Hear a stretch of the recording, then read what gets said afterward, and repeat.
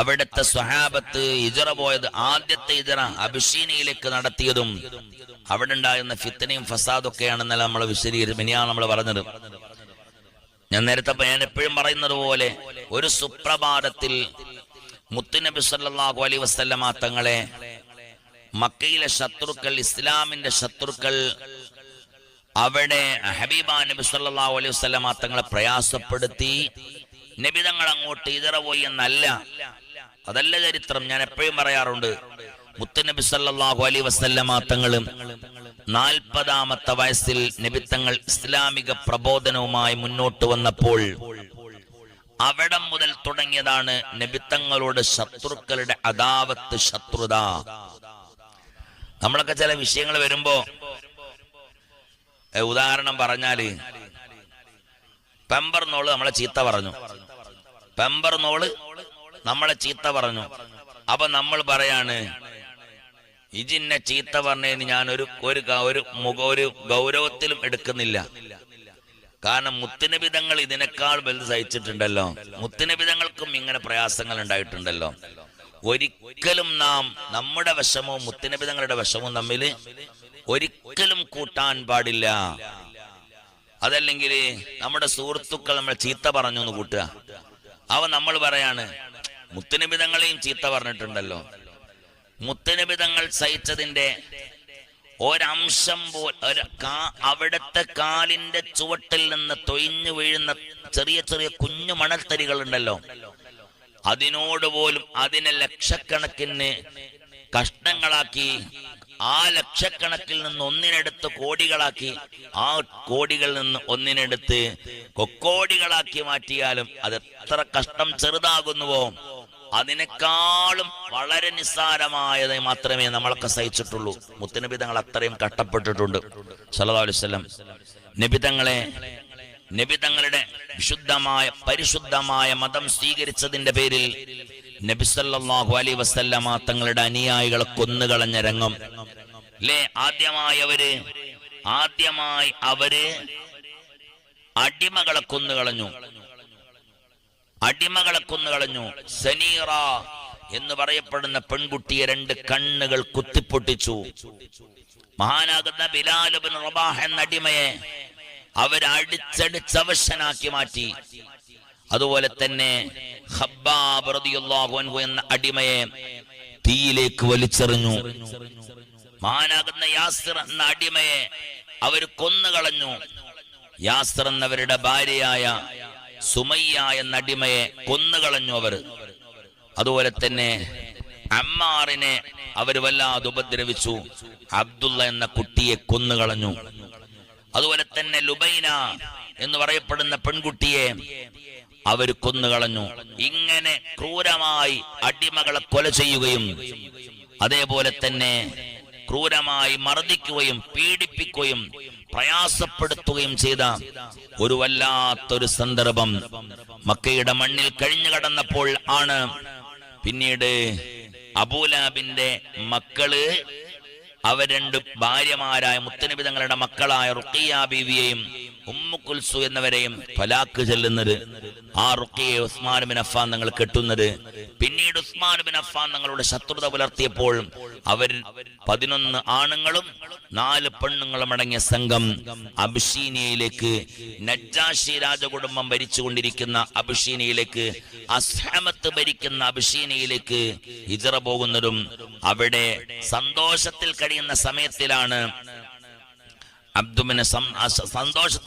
സമയത്തിലാണ് Abdullah bin റബീഅ എന്നവരും അതുപോലെ തന്നെ പിന്നെ അംർ ബിൻ ആസ് എന്നവരൊക്കെ അവിടെ ചെന്ന് വളരെ ഫിത്നയുണ്ടാക്കി, ഫസാദുണ്ടാക്കി. അവിടുന്ന് എങ്ങനെങ്കിലും പുറത്തു അടിക്കണമെന്ന് കരുതി അവരപ്പോൾ പോയി തിരിപ്പുണ്ടാക്കിയപ്പോഴാണ് മക്കയുടെ മണ്ണിൽ ഏറ്റവും മല്ലനായ ശക്തനായ റുഖാന എന്ന് പറയപ്പെടുന്ന ആളെ കൊണ്ട് ഹബീബാ നബി തങ്ങളെ തല്ലിക്കാൻ നോക്കിയത് സല്ലല്ലാഹു അലൈഹി വസല്ലം. കഷ്ടപ്പാടുകൾ, പ്രയാസങ്ങൾ, ദുരിതങ്ങൾ, സങ്കടപ്പാടുകൾ സഹിക്കാൻ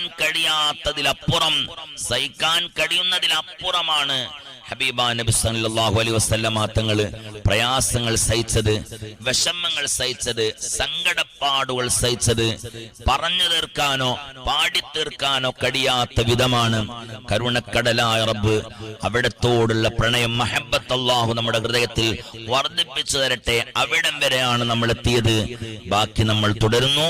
മഹാനാകുന്ന ഹംസത്തുൽ കറാർ റളിയല്ലാഹു അൻഹു ഇസ്ലാം മതം സ്വീകരിക്കാത്ത കാലമാണ്. സയ്യിദുനാ ഹംസത്തുൽ കറാർ റളിയല്ലാഹു അൻഹു.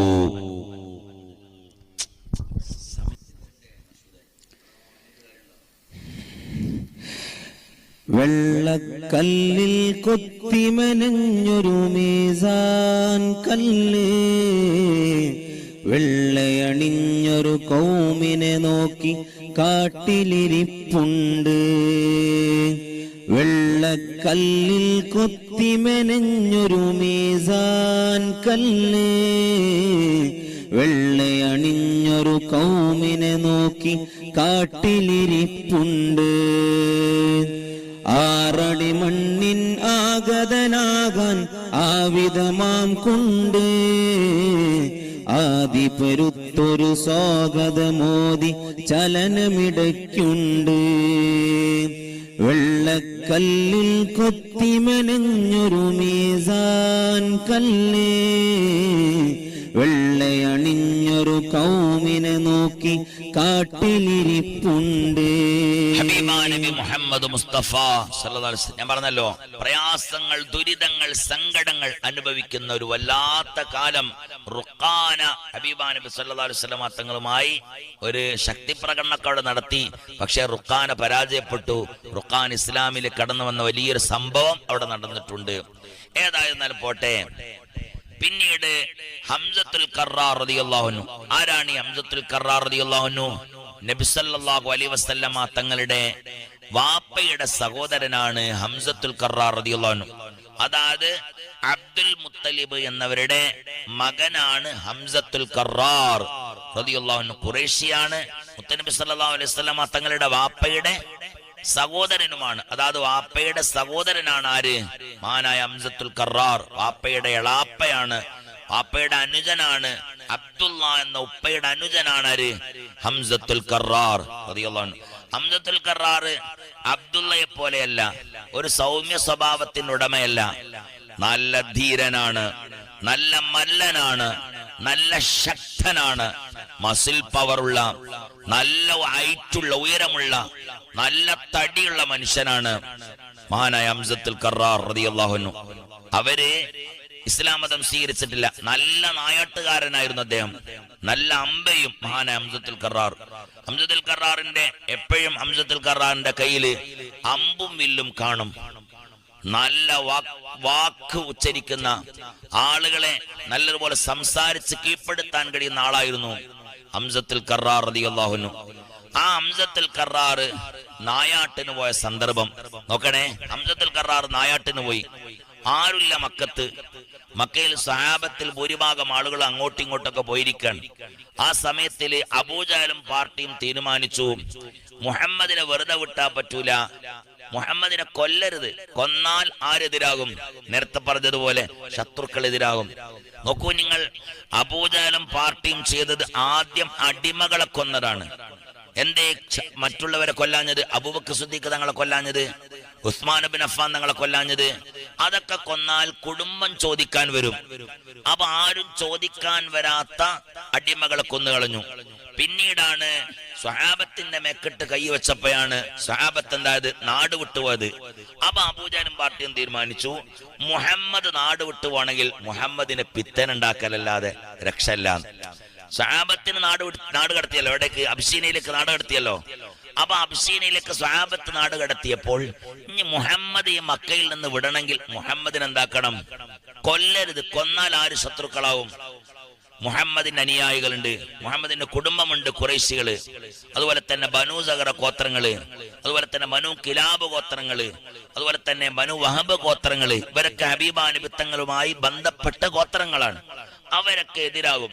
അവന്റെ ശല്യം ചെയ്യാ എന്നുള്ളൊരൊറ്റ കാരണത്താൽ മഹാനായ നബി സല്ലല്ലാഹു അലൈഹി വസല്ലം തങ്ങൾ വരുന്ന സ്ഥലങ്ങളിലൊക്കെ അബൂജഹൽ പിത്തനുണ്ടാക്കി.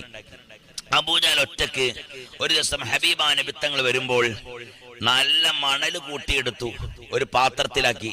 എന്നിട്ട് മുഹമ്മദ് മുസ്തഫ സല്ലല്ലാഹു അലൈഹി വസല്ലം തങ്ങളെ കണ്ടപ്പോൾ ആ മണൽ മുഴുവനായി ഹബീബ നബി തങ്ങളുടെ തലയിലേക്ക് കമിഴ്ത്തി.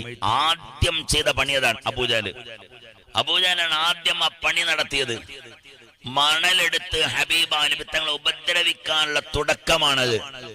നബിത്തങ്ങളെ ഉപദ്രവിക്കുക, കൊല്ലാതെ ഹബീബ നബിത്തങ്ങളെ എന്താ വഷളത്തരത്തിലാക്കി, മാനക്കേടിലാക്കി ഹബീബ നബിത്തങ്ങളെ ഇങ്ങനെ പ്രയാസപ്പെടുത്തി ചൊറിയുക. അങ്ങനെ അബൂജഹൽ എന്ത് ചെയ്തു? ഒരു നല്ല മണലുകള് പാത്രത്തിലാക്കി മുഹമ്മദ് മുസ്തഫാന്റെ സല്ലല്ലാഹു അലൈഹി വസല്ലം തങ്ങളുടെ മുടിയിലേക്ക്, തങ്ങളുടെ തലയിലേക്ക് വിതറി. സുബ്ഹാനല്ലാഹ്. ഹബീബ നബി തങ്ങളുടെ തലമുടി എന്ന് പറഞ്ഞാൽ ഏകദേശം ചെവിക്കുന്നിയുടെ ഭാഗം വരെ ഹബീബ നബി തങ്ങൾക്ക് മുടിയുണ്ടായിരുന്നു. അങ്ങനെ ആ മണൽ തരികൾ മുഴുവനും ഹബീബ നബി തങ്ങളുടെ മുടിയിൽ വന്ന് നബിത്തങ്ങൾ ആളുകൾ, മക്കയുടെ മുശ്രിക്കീങ്ങളായ ആളുകൾ, ശത്രുക്കളായ ആളുകളൊക്കെ കൂട്ടമായി കളിയാക്കി ചിരിക്കുകയൊക്കെ ചെയ്തു. ഈ കഥ ആരറിഞ്ഞു? നായാട്ടിന് പോയിട്ട് വരുന്ന ഹംസത്തുൽ കറാർ എന്ന, അന്ന് ഇസ്ലാം മതം സ്വീകരിക്കാത്ത ഹംസത്തുൽ കറാർ എന്നവരറിഞ്ഞു. സുബ്ഹാനല്ലാഹ്. ഹംസത്തുൽ കറാറിന്റെ എങ്ങനെ അറിഞ്ഞത്? എന്താ ഹംസത്തുൽ കറാർ റളിയല്ലാഹു അൻഹു കേട്ടത്? ഹംസത്തുൽ കറാർ റളിയല്ലാഹു അൻഹു നായാട്ട് കഴിഞ്ഞ് തിരിച്ചു വരുമ്പോഴാണ് ഒരു മനുഷ്യൻ ഹംസത്തുൽ കറാറുണ്ട്, ഹംസ നീ അറിഞ്ഞോ? ഇല്ല. എന്തേ? നീ അറിഞ്ഞിട്ടില്ല? നിന്റെ സഹോദരനായ അബ്ദുള്ള, അതായത് മഹാനായ ഹംസത്തുൽ കറാർ നബിത്തങ്ങളുടെ വാപ്പാന്റെ സഹോദരനാണല്ലോ ഹംസ റളിയല്ലാഹു അൻഹു. നിന്റെ സഹോദരനായ അബ്ദുള്ള, ആ അബ്ദുള്ളയുടെ മകനുണ്ടല്ലോ മുഹമ്മദ്, അതെ, ആ മുഹമ്മദിന്റെ തലയിൽ അബുൽ ഹക്കം ആണ് അബൂജഹലിന്റെ പേര്. അബുൽ ഹക്കം മണ്ണ് വാരിയിട്ടിട്ടുണ്ട്. അബൂജഹൽ മണ്ണ് വാരിയിട്ടിട്ടുണ്ട്. സുബ്ഹാനല്ലാഹ്. മണ്ണ് വാരിയിടുക എന്ന് പറഞ്ഞാൽ ഒരു മനുഷ്യനെ അത്രയും മോശമാക്കുന്ന ഒരവസ്ഥയാണ് ആ കാലഘട്ടത്തിൽ. തലേ മണ്ണ് വാരിയിടുക എന്ന് പറഞ്ഞാൽ അത്രയും വഷളത്തരത്തിലാക്കുന്ന ഒരു സ്വഭാവമാണ്. നമ്മളോട് മോത്തക്ക് തുപ്പാൻ, ഓന്റെ മോത്തക്ക് കാർക്കിച്ച് തുപ്പി എന്ന് പറഞ്ഞാൽ മുഖം കരിഞ്ഞു പോവോ? മുഖത്തുനിന്നൊരു കഷ്ടം തൊഴിഞ്ഞു പോവോ? ഇല്ലല്ലോ. എന്നാൽ അത് ഏറ്റവും വഷളത്തരത്തിലുള്ള, ഏറ്റവും പ്രയാസപ്പെടുത്തുന്ന ഒരു അവസ്ഥയാണ്. അതുപോലെ ഒരു അവസ്ഥയായിരുന്നു മണ്ണ് വാരി തലയിലേക്ക് ഇടുക എന്ന് പറഞ്ഞാൽ. വളരെ മോശമാക്കുന്ന ഒരു അവസ്ഥയായിരുന്നു അത്. അങ്ങനെ മണ്ണ് വാരി തലയിലേക്കിട്ട ഹബീബ നബി തങ്ങളുടെ കഥ ഹംസത്തുൽ കറാർ റളിയല്ലാഹു അൻഹുവിനോട് പറഞ്ഞു. അപ്പൊ ഹംസത്തുൽ കറാർ റളിയല്ലാഹു അൻഹു ദേഷ്യം അടക്കാൻ കഴിഞ്ഞില്ല. ആരാ ഇതിട്ടത്? അബുൽ ഹക്കം, അബൂജഹൽ. അങ്ങനെ വിട്ടാ പറ്റൂലല്ലോ. മഹാനായ ഹംസത്തുൽ കറാർ റളിയല്ലാഹു അൻഹു എന്ത് ചെയ്തു? നേരെ അവിടെ നിന്ന് പുറപ്പെട്ടത് നേരെ കഅബയുടെ ചാരത്തേക്ക് പുറപ്പെട്ടു. അപ്പൊ കഅബയുടെ അരികിൽ ആരൊക്കെയുണ്ട്? അബൂജഹലും മുത്തുബത്തും ഷൈബത്തും